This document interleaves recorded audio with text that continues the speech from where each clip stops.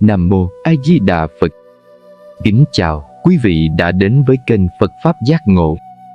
Quý vị thân mến, có những người phụ nữ sinh ra đã mang trong mình một căn tu rất đặc biệt. Chỉ cần nhìn qua dáng vẻ, tính cách, cuộc đời, đôi khi ta đã có thể nhận ra. Trong video hôm nay, chúng ta sẽ cùng tìm hiểu 7 dấu hiệu rõ ràng nhất của người phụ nữ có căn tu và cách tu tập đúng để chuyển hóa nghiệp duyên, sống bình an hơn. Trước khi nghe bài pháp thoại, kính mời quý vị bấm đăng ký kênh và nhấn chuông thông báo để đồng hành cùng kênh mỗi ngày nhé. Và bây giờ, xin mời quý vị cùng lắng nghe. Phụ nữ có căn tú, nhìn một lần là biết ngay. Vần 1, dấu hiệu 1, người hay suy nghĩ sâu, tâm hướng thiện từ nhỏ. Có những người phụ nữ từ khi còn rất nhỏ đã mang một tâm hồn khác biệt, không phải vì họ đặc biệt hơn ai, mà là vì trong lòng họ luôn có một nỗi trăn trở sâu thẳm.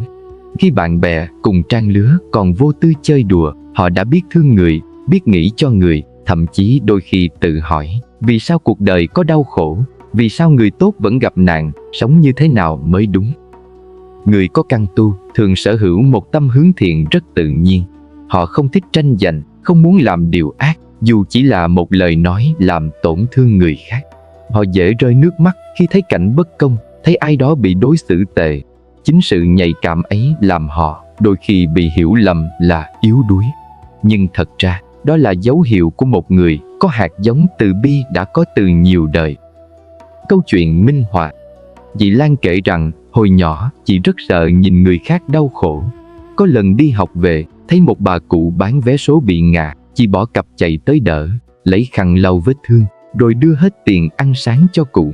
Về nhà, chị bị mẹ mắng vì không biết lo cho mình, nhưng chị chỉ nói nhẹ nhàng, con thấy cụ khổ quá, con chịu không được. Lớn lên, dù chưa giàu, chị vẫn hay giúp người, hay đi chùa, và cứ mỗi lần nghe tiếng chuông chùa, chị lại thấy lòng mình dịu xuống. Người có căn tu cần làm gì? Nếu bạn thấy mình giống như vậy, hãy hiểu rằng đó không phải sự mơ mộng, mà là một tín hiệu tốt. Điều bạn cần là giữ tâm lành, hạn chế sân si. Mỗi ngày dành 5 đến 10 phút niệm Phật hoặc thở chánh niệm. Làm một việc thiện nhỏ, không cần lớn lao. Tu tập bắt đầu từ những điều rất giản dị. Vần 2, dấu hiệu 2, trực giác mạnh, linh cảm đúng kỳ lạ. Một dấu hiệu rất rõ của phụ nữ có căn tu chính là trực giác mạnh. Có những điều họ cảm được mà không cần giải thích. Họ nhìn người khác vài phút là biết người ấy thật lòng hay không. Họ nghe một câu là biết câu đó có ẩn ý hay không. Và đôi khi họ có những linh cảm rất lạ, sắp có chuyện xảy ra, sắp có biến cố, hoặc sắp gặp đúng người.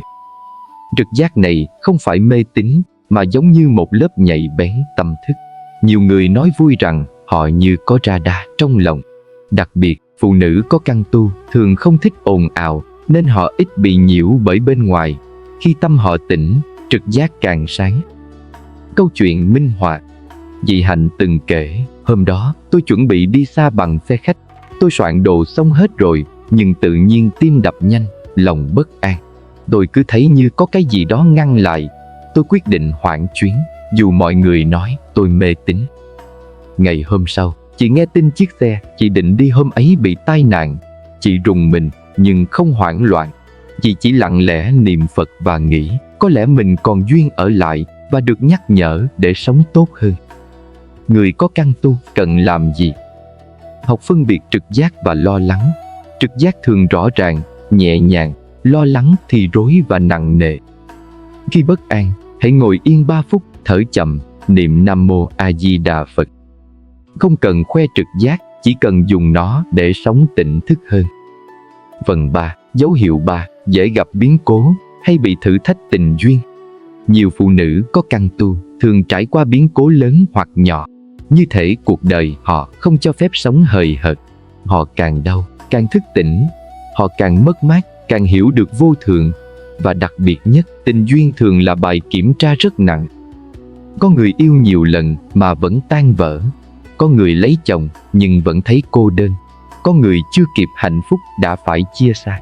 Người ngoài nhìn vào nói họ đen đủi, nhưng thực ra đây thường là dấu hiệu của người phải học bài học buông chấp tỉnh thức quay vào bên trong. Câu chuyện minh họa. Chị Mai từng 3 lần đổ vỡ. Lần đầu bị phản bội, lần thứ 2 yêu sâu rồi bị bỏ, lần thứ 3 lấy chồng nhưng không hạnh phúc. Chị đau đến mức có lúc muốn buông xuôi. Một hôm chị bước vào chùa, ngồi thật lâu trước tượng Phật, không cầu xin gì cả, chỉ khóc. Một vị sư già đi ngang nói: con không khổ vì người ta, con khổ vì con chấp. Khi duyên đến, hãy trân trọng. Khi duyên đi, hãy học bài học của mình. Từ đó, chị Mai bắt đầu tu tập, niệm Phật. Chị không còn oán trách số phận, mà học cách hiểu nhân duyên. Người có căn tu cần làm gì? Đừng trách tình duyên lận đận, hãy học cách sống tốt và bớt chấp. Làm phước hồi hướng cho nhân duyên. Niệm Phật mỗi ngày để chuyển hóa tâm. Tình duyên đến để dạy bạn trưởng thành, chứ không phải để bạn gục ngã. Phần 4. Dấu hiệu 4. Thường thích ở một mình, không thích ồn ào. Người phụ nữ có căn tu thường không thích tụ tập quá nhiều. Họ có thể vẫn vui vẻ, vẫn giao tiếp bình thường, nhưng sâu bên trong họ cần không gian tĩnh lặng. Ở nơi đông người, họ nhanh mệt, nhanh kiệt năng lượng. Ngược lại, khi được ở một mình, họ lại thấy dễ thở, dễ bình an. Họ không thích thị phi, không thích nói xấu ai. Thậm chí nhiều người cảm thấy dị ứng với năng lượng ồn ào. Đây không phải là khó hòa nhập, mà là dấu hiệu của người thiên về nội tâm, cần sự tĩnh để nuôi dưỡng tâm thức. Câu chuyện minh họa. Chị Vi làm văn phòng, đồng nghiệp rất thích tiệc tùng, tụ họp, bàn chuyện người này, người kia. Chị Vi thường kiếm cớ từ chối. Có người nói chị lạnh lùng, khó gần, nhưng chị không giận. Chị chỉ biết rằng sau mỗi buổi tụ tập, chị mệt rã rời, đầu nặng trĩu. Ngược lại, chỉ cần chị vào chùa, nghe một bài pháp ngắn hay ngồi yên bên tách trà, chị lại thấy lòng mình nhẹ như mây. Người có căn tu cần làm gì? Đừng ép mình phải vui giống người khác. Hạn chế môi trường thị phi, giữ tâm sạch. Dành mỗi ngày 10 phút tĩnh tâm, thở, niệm Phật, đọc một đoạn kinh ngắn. Yên tĩnh không phải cô đơn, yên tĩnh là nơi trí tuệ sinh ra. Phần 5. Dấu hiệu 5. Thấy thương người hay giúp người dù mình khổ. Một trong những dấu hiệu rõ nhất của phụ nữ có căn tu chính là trái tim rất mềm. Họ dễ xúc động, dễ thương người và thường có xu hướng giúp người khác, ngay cả khi bản thân chưa đủ đầy. Họ thấy người đau thì lòng họ cũng đau. Thấy ai đó thiếu thốn, họ không đành lòng quay đi. Chính lòng từ bi ấy khiến họ trở thành người hay gánh phần thiệt về mình. Nhưng cũng vì vậy, phụ nữ có căn tu rất dễ bị hiểu lầm là ngốc, là dại. Có người giúp đến cạn sức, giúp đến kiệt tiền, rồi sau đó lại đau lòng vì bị phụ bạc. Thật ra, điều đó không sai. Họ chỉ cần học một bài học quan trọng, từ bi phải đi cùng trí tuệ. Câu chuyện minh họa. Dì Thu bán hàng online, cuộc sống không dư dả. Một lần có người nhắn tin xin giúp tiền viện phí cho con. Dì không do dự gửi một khoản khá lớn. Ít lâu sau mới biết đó là tin nhắn lừa đảo. Chị buồn, nhưng điều lạ là chị không giận. Chị chỉ ngồi yên rồi nói: thôi, coi như mình trả một phần nợ cũ. Còn lòng mình thiện thì vẫn là thiện. Vài tháng sau, mẹ chị bệnh nặng. Chị hoang mang vì không đủ tiền. Một người bạn cũ bất ngờ xuất hiện, giúp chị đúng lúc. Chị Thu bật khóc, hiểu rằng làm phước không mất, chỉ là mình không biết nó trở lại lúc nào. Người có căn tu cần làm gì? Vẫn nên giúp người, nhưng hãy giúp trong khả năng, tránh để bản thân kiệt quệ. Khi giúp ai, hãy giữ tâm trong sáng, không mong đền đáp. Nếu bị lợi dụng, đừng oán hận, hãy xem đó là bài học để trưởng thành. Bạn có căn tu không phải để chịu thiệt mãi, mà để học cách sống thiện có trí. Phần 6. Dấu hiệu 6. Dễ mơ thấy tâm linh, chùa chiền, người đã khuất. Phụ nữ có căn tu thường có những giấc mơ rất đặc biệt, không phải kiểu mơ linh tinh, mà là những giấc mơ rõ ràng, có cảm xúc mạnh, tỉnh dậy mà lòng vẫn bồi hồi. Họ có thể mơ thấy chùa, tượng Phật, ánh sáng, nghe tiếng chuông, hoặc mơ gặp người thân đã mất. Trong Phật Pháp, không phải giấc mơ nào cũng mang ý nghĩa, nhưng có những giấc mơ là lời nhắc của tâm thức. Khi một người có căn tu, tâm họ nhạy, nên đôi khi thông tin từ sâu bên trong trồi lên qua giấc mơ, không phải để làm họ sợ, mà để họ thức tỉnh. Câu chuyện minh họa.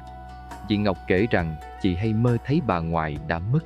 Trong giấc mơ, bà không nói nhiều, chỉ dắt chị đi trên một con đường nhỏ dẫn tới chùa. Bà nhìn chị rồi bảo: "Con đừng sân nhiều nữa, đời vô thường lắm." Tỉnh dậy, chị Ngọc khóc, không biết vì sao câu nói đó đeo bám chị suốt nhiều năm. Từ hôm đó, cứ khi nóng giận, chị lại nhớ đến lời bà, rồi tự nhiên dịu xuống. Chị bắt đầu đi chùa, ăn chay mỗi tháng vài ngày, nghe pháp thoại. Và kỳ lạ, cuộc sống chị dần nhẹ lại, bớt những rối ren không đáng có. Người có căn tu cần làm gì? Không nên hoảng sợ hay suy diễn quá mức. Nếu mơ về người đã khuất, bạn có thể niệm Phật hồi hướng công đức cho họ. Dành thời gian tu tập, vì giấc mơ nhiều khi là lời nhắc để bạn quay về với đường thiện. Tâm linh chân chính luôn đưa ta về bình an, không bao giờ đưa ta vào sợ hãi. Phần 7. Dấu hiệu 7. Đến một thời điểm tự nhiên muốn tu, muốn buông. Đây là dấu hiệu rất mạnh. Đến một lúc nào đó trong đời, tự nhiên bạn thấy mình không còn ham những thứ cũ nữa. Tiệc tùng không còn hấp dẫn, hơn thua không còn quan trọng. Bạn bắt đầu thấy lòng mình mỏi mệt với thị phi, mỏi mệt với tranh giành, và bạn muốn được yên. Nhiều người gọi đó là chán đời, nhưng thật ra không phải. Đó là lúc tâm thức của bạn được đánh thức. Bạn bắt đầu hiểu vô thường. Bạn thấy mọi thứ đều thay đổi, và chỉ có sự tu tập, sống thiện, giữ tâm sạch mới là điều bền vững. Câu chuyện minh họa. Chị Phượng từng là người mạnh mẽ, giỏi kiếm tiền, thích chứng tỏ mình. Nhưng sau một lần bệnh nặng, nằm viện nghe tiếng máy thở, thấy người bên cạnh qua đời, chị sợ. Ra viện, chị thay đổi hẳn. Chị không còn muốn hơn ai, không muốn cãi vã với ai. Chị bắt đầu thích nghe kinh, thích ngồi yên buổi sáng, thích làm việc thiện. Chị nói, trước đây tôi chạy theo cuộc đời, giờ tôi chỉ muốn sống sao cho tâm nhẹ. Người khác không hiểu, nhưng chị hiểu, đó là lúc căn tu trong chị bắt đầu chín. Người có căn tu cần làm gì? Đừng chống lại sự thay đổi. Hãy tu từ từ, không cần cực đoan. Mỗi ngày bớt một chút sân, bớt một chút tham, thêm một chút từ bi. Sự muốn tu không phải ngẫu nhiên, đó là duyên đã đến. Quý vị thân mến, nếu bạn thấy mình có những dấu hiệu này, xin đừng sợ. Căn tu không phải là điều gì huyền bí. Nó chỉ là một lời nhắc rằng bạn có nhân duyên với con đường tỉnh thức, con đường hướng thiện. Tổng kết 7 dấu hiệu của phụ nữ có căn tu. Suy nghĩ sâu, tâm thiện từ nhỏ, trực giác mạnh, tình duyên, biến cố thử thách, thích yên tĩnh, không ồn ào, thương người hay giúp người, hay mơ tâm linh, chùa chiền, người đã khuất. Đến một lúc tự nhiên muốn tu, muốn buông.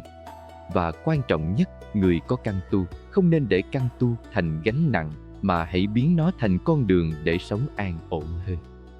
Bài thực tập tú tập 7 ngày rất dễ áp dụng. Ngày 1, sáng niệm Nam Mô A Di Đà Phật 108 lần. Ngày 2, giữ khẩu nghiệp, không nói lời cay nghiệt, không nói xấu. Ngày 3, làm một việc thiện nhỏ, bố thí, giúp người, phóng sinh tùy duyên. Ngày 4, ngồi yên 10 phút, thở chậm, quan sát tâm, thiền đơn giản. Ngày 5, ăn chay một bữa hoặc một ngày, giữ tâm từ bi. Ngày 6, nghe một bài pháp thoại 10 đến 15 phút. Ngày 7, viết ra 3 điều biết ơn và hồi hướng công đức. Cách hồi hướng đơn giản.